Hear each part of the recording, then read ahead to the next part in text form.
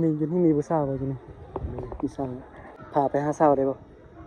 ได้อะไปพาไปลงสาวนี่จักปีแล้วตอนนี้15 ปีโสดหรือว่ามีแฟนโสด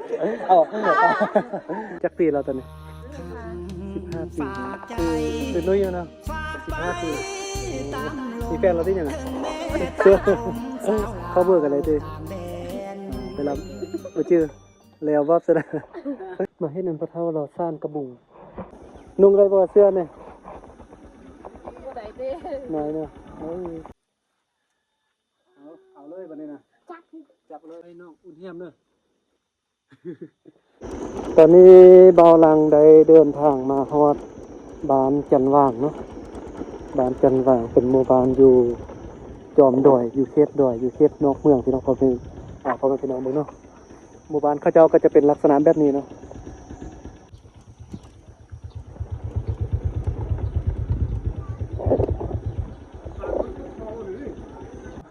เดี๋ยวเบาลังจะเอาส่งเสื้อจังหน่อยเบิ่ง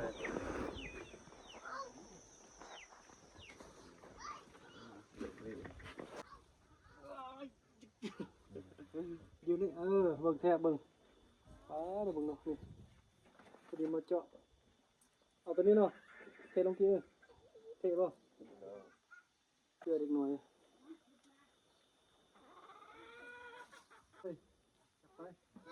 จับให้หน่อยนะ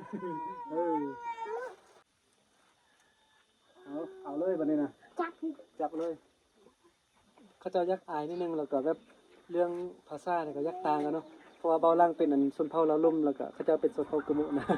เราไปยักอันฮู้ไปเลยเนาะเบาล่างก็เอาส่งเสื้อแจกให้อันเด็กน้อยหมดแล้วเนาะ เอามาเป่านึงนี่แจกมาตามทางนี้หมดเลยจะให้เบิ่งบนนี้เนาะเส้นทางเส้นนี้ก็จะไปบ้านก่อนเทยนะพอไปนั่งเบิ่งเนาะจะมีป้ายอยู่นี่ไปทางนี้ก็จะเป็นไปบ้านก่อนเทยประมาณ6 กิโลเมตรฮอดเนาะแต่ว่าเลี้ยวมาด้านขวาจะเป็นบ้านจันว่างเนาะเดี๋ยวจะเข้าไปบ้านจันว่างหน่อยนึงก่อนแล้วก็จะกลับไปบ้านก่อนเทยนี่เนาะเบาลังบ่เคยเป็นเส้นทางเส้นนี้จักเทือนบ้านก่อนเทยนี่บ่เคยไปเนาะแต่ว่าเส้นทางเส้นนี้น่าจะไปฮอดเมืองแบงเนาะตามที่เบาลังเบิ่งแผนที่นะสบายเด้อนุ่งไรบ่เสื้อเนี่ยบ่ได้เด้ไหนเนาะ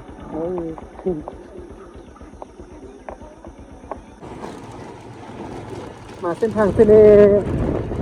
ข้าเจ้ายังบ่ทันแจ้งเนาะยังเป็นเส้นทางน้อยๆไปแบบนี้เนาะเส้นทางเส้นนี้ก็จะไปฮอดตัวเมืองแบงเนาะตามที่เบาลังได้เบิ่งแผนที่นะเดี๋ยวจะรอพอเป็นคนไทยเลยสวัสดีครับคุณไปไหนครับตอนนี้คุณกลับบ้านเหรอตอนนี้ไปที่ไหนกลับบ้านครับกลับบ้านอ่ะใช่ครับอ๋อไปโรงเรียนอยู่ที่ไหนตอนนี้เที่ยวหน้าเลยครับอ๋ออยู่ไกลไหมไม่ไกลครับเดินไปเดินไปเหรอแล้วบ้านอยู่ไหนอ่ะบ้านอ่ะอยู่บ้านน้ำพูนครับอ๋อบ้านน้ำพูนใช่ครับอ๋อผมขี่รถกายมาเมื่อกี้เนี่ยครับที่จริงแล้วผมเป็นคนลาวครับเรายอกเล่นนะเป็นคนลาวคือกันเบาลังปลอมตัวเป็นคนไทยเมื่อกี้ลองเว้าภาษาไทยเนาะเมื่อกี้เบิ่งน้องสายนี่เราตั้งใจเว้ากับเบาลังขนาดเลยยอกแล้วเนาะตอนนี้เบาลังก็ได้มาฮอดบ้านจันว่างซึ่งบ้านที่เบาลังแจกเครื่องให้เด็กน้อยเมื่อกี้นี่ก็แม่นบ้านจันว่างคือกันเนาะแต่เป็นหมู่บ้านน้อยเนาะอันนี้จะเป็นหมู่บ้านใหญ่เนาะหมู่บ้านนี้ก็จะมีโรงหม้อนี่ด้านขั้วมือนี่ก็จะเป็นโรงหม้อเนาะเป็นสุกศาลานะจะเป็นสุกศาลาจะบ่เป็นโรงหม้อเนาะอยู่ด้านเทิงมันก็จะมีโรงเรียนเนาะมีโรงเรียนแล้วก็มีร้านขายเครื่องดื่มด้านนี้มีน้ำก๊อกไว้ใช้อีกอยู่บ้านนี่ก็มีไฟฟ้ามีน้ำใสนะสะดวกสบายนะเดี๋ยวเราหลังจากขี่รถขึ้นไปโรงเรียนก่อน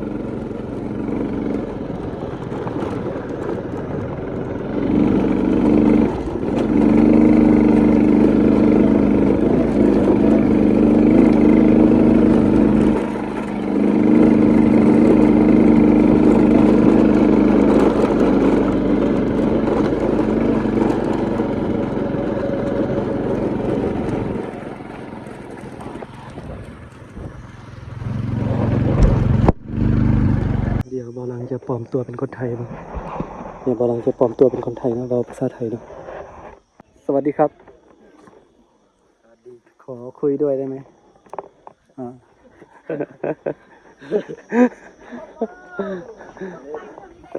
อ่า คุณอยู่บ้านอยู่ที่ไหนอะบ้านนะอ๋อนี่ฟังไทยได้ไหมพูดไทยได้ไหมไม่ได้อ๋อที่จริงแล้วผมก็เป็นคนลาวเหมือนกันนะ ลองลองตัวน้องเราเล่นเนาะ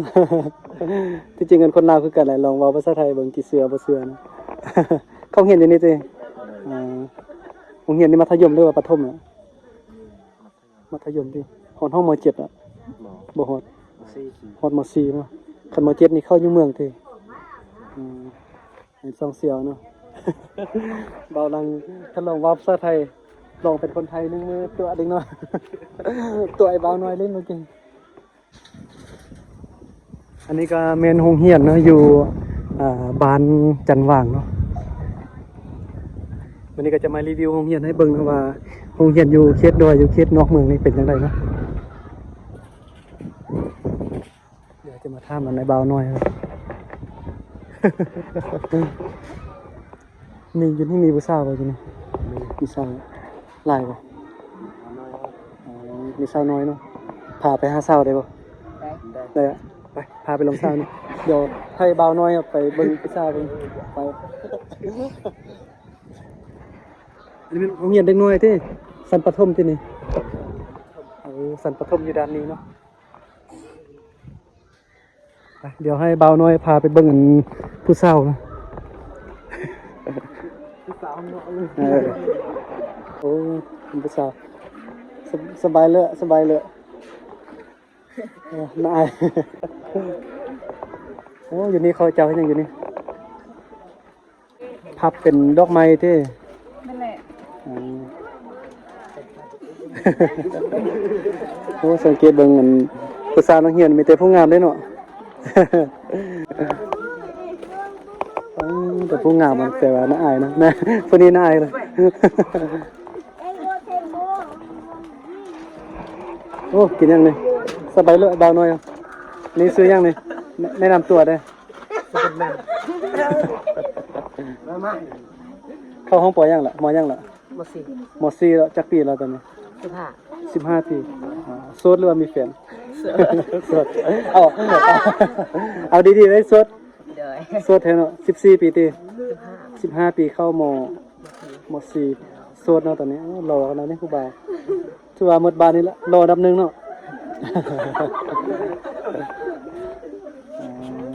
ขึ้นในเบาน้อยก็รอผู้สาวน้อยก็งามเนาะ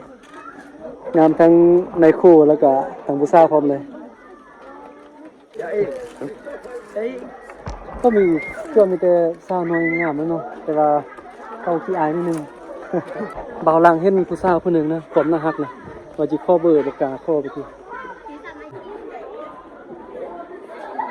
เดี๋ยวเข้าไปหน่อยนึงกันเข้าไปได้ตินี่เนาะโรงเรียนอยู่เขตนอกเมืองเป็นแบบนี้เนาะ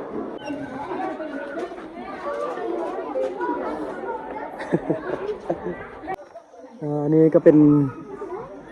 ทีมงานให้เบาน้อยเนาะพาเบาลังไปเที่ยวโรงเรียนไปเบิ่งสาวน้อยเมื่อกี้นี่ นี่ซื้อยังนี่มิวอันนี้ด้วยนี่ซื้อนี่เป็นหมู่บ่เนาะนี่พาไปเที่ยวไปไปเบานะเมื่อกี้พาไปเที่ยวไปเบิ่งซอกเบิ่งผู้สาวแต่ว่าผู้สาวน่าอายนะ โอเคนะเข้าใจอะไร เดี๋ยวเบาลังจะเข้าไปในหมู่บ้านเขาเจ้าเนาะเมื่อกี้กับเบาน้อยเราก็ใจดีนะพาเบาลังแบบไปเลาะไปเล่นไปเบิ่งโรงเรียนเนาะ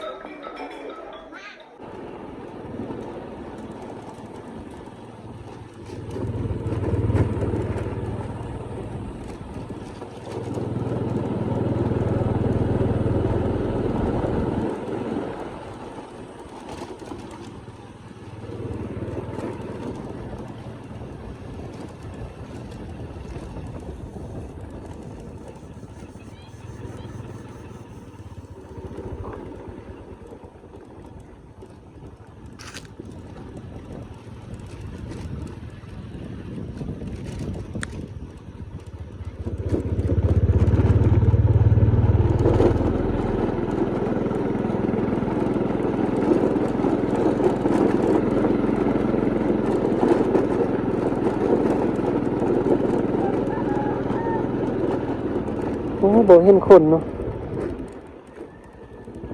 ตอนช่วยแบบนี้นี่บ่ค่อยจะเห็นคนอยู่เนาะเพราะว่าเขาเจ้าน่าจะไปให้ไปช่วยหมดนะ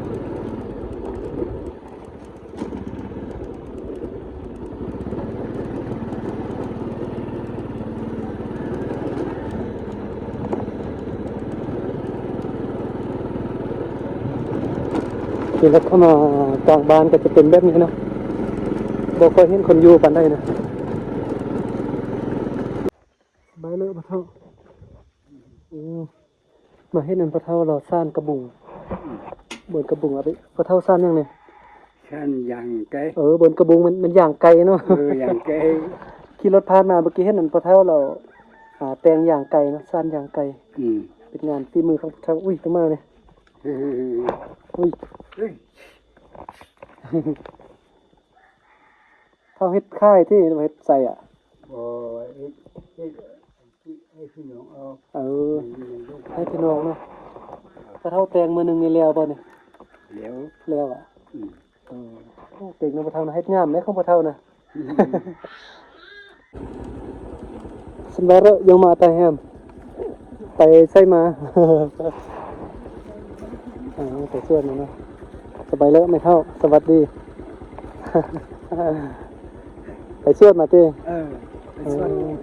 ชาวบ้านเขาจะกำลังไปให้ไปสวดมาเนาะ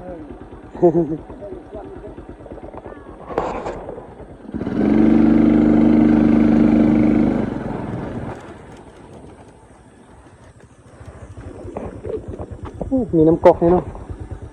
แต่ละจุดมันจะมีน้ำเหมือนน้ำก๊อกแบบมีใบไทรเนาะชาวบ้านเขาเจ้าก็จะมาใส่ร่วมกันนะใส่น้ำก๊อกแบบนี้นะ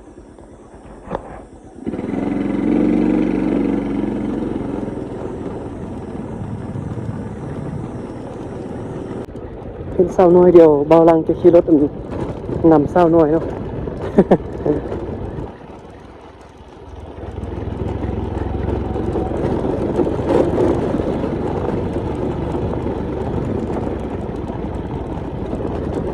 อึ๊บ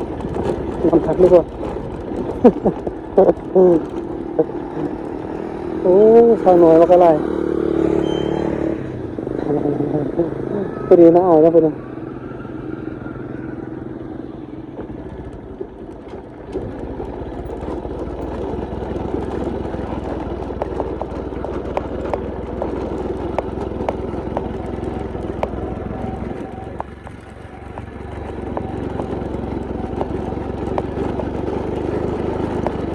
ที่ทางใช้เครื่องครับ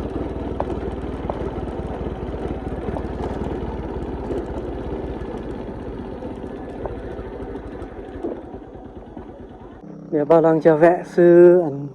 เครื่องดื่มกินหน่อยหนึ่งเนาะ นี่ผู้สาวน้อยอยู่นี่เอาเหือนอยู่นี่ติเอา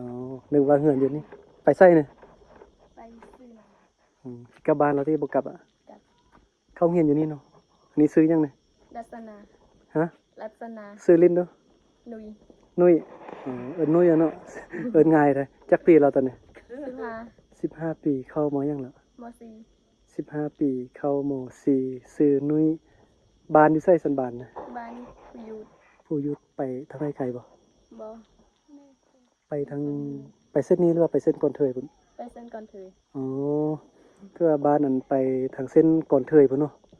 เดี๋ยวนี่เป็นทราบวันซื้อนุ้ยอยู่เนาะ15 ปีอ๋อมีแฟนเราที่ยังอ่ะ สมมุติ เสื้อ จังไรแฟนไม่เห็นคลิปนี้เครียดได้เนาะยังโสดอยู่เนาะนี่เข้าเบอร์กันอะไรเต้ ได้ อ๋อไปรับ จื้อ บ่ชื่อแล้ววับซะนะ ไปเข้าเบอร์ผู้สาวเล่นเฟซอยู่บ่ ลิ้น ซื้อมันยังชื่อเฟซบ่ น้องนุยอังกฤษ น้องนุ้ยเข้าเฟซกันเลยเต้ ได้ ล่ะ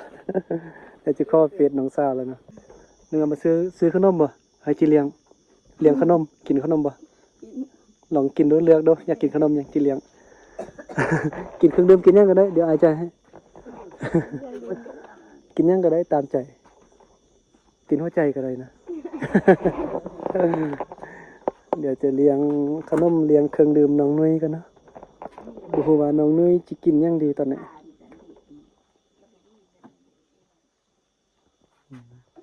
เดี๋ยวโหเอ็มร้อยไอเด้อ เอ็มเลย อ่า ขอบใจ เลี้ยงผู้สาวกันมื้อนี้ เมื่อกี้บ่าวลังก็ได้อันโคเบอร์ผู้สาวไว้เนาะผู้สาวซื้อนุ้ยเมื่อกี้อันบ่โคเบอร์เด้บ่าวลังโคเฟซเนาะว่าโคเบอร์โทรนี่อันสาวบ่จื้อเบอร์เจ้าของเนาะ เอาเฟซไปก่อน เดี๋ยวมันน่าจะทัก5เติมแล้วก็จะมาถ่ายคลิปนำน้องนุ้ยเนาะซื้อนุ้ย